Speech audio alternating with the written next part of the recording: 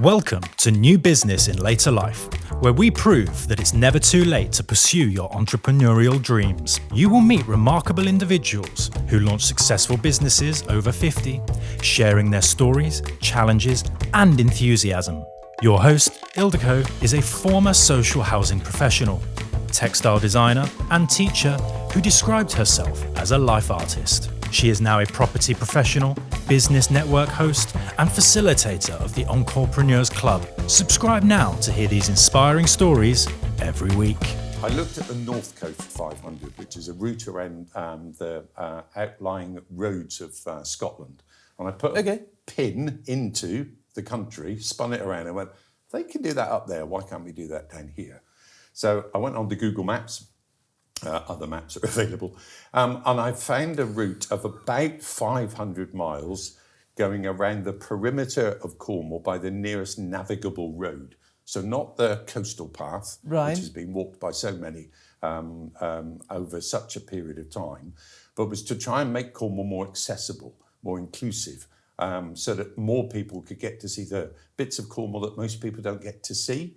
So, and also, but if we could do it by push bike, or maybe by, in this case, the first person to use it was my co-director, Stephen Webb, in an electric wheelchair, towing a model of the Cornwall Air Ambulance, raising funds to try and get a campaign, which is for the second air ambulance up into the sky. We refer to it as to get 2 red dots in the sky to give people hope at a time when they need it the most. So sat there in my study trying to find this navigable route around Cornwall, and I got to it was about 478 miles with a few incursions inland.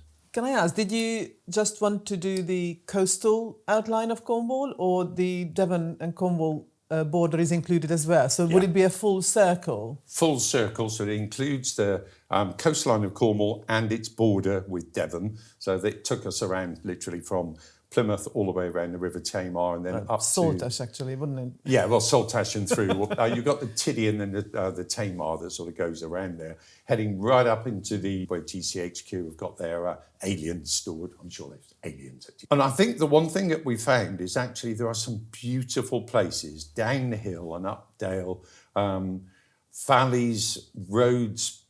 If you take one road, which takes you from Plymouth and Saltash all the way up through until you get to Bude, it is a beautiful stretch. If you do one down towards Penzance and Pendine, there are parts of Cornwall which I think most people don't get the opportunity at a slow pace to be able to soak in. So I created this 500-mile route, and I thought, this is something I can do. And then we came out of lockdown, things got busy, we needed to earn a living, so it went up onto a shelf.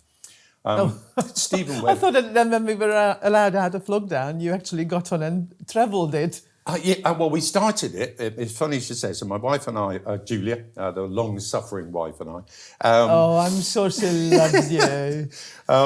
We had a camper van at that time, and we did 3 sections of 50 miles of the route, ending up in Tintagel, just by the castle. And that was when the message came through on the radio that said, go home, stay safe, save the NHS.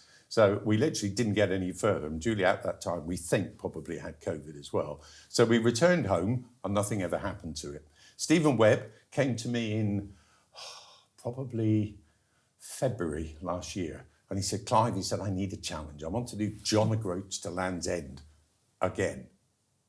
And you said, could I just clarify, what did you mean again? Well, last time I fell into a pothole in Mansfield and broke my shoulder. So this is a tetraplegic in a wheelchair breaking a shoulder. The most important thing that came out of that conversation was I said, well, before we tried to do that challenge that we've already said didn't quite work last time, how about this Cornwall 500? Literally 6 weeks later, we had a website, a company, formed a CIC, contacted the air ambulance and said, we'd like to support you because they saved his life, which is how he ended up as a tetraplegic by diving into a swimming pool at Truro School, and unfortunately had to be taken to City Hospital, which was then on Infirmary Road in Truro. And then he was taken by an air ambulance to Salisbury, which undoubtedly saved his life. So there's a meaningful purpose. Yes, absolutely. Towards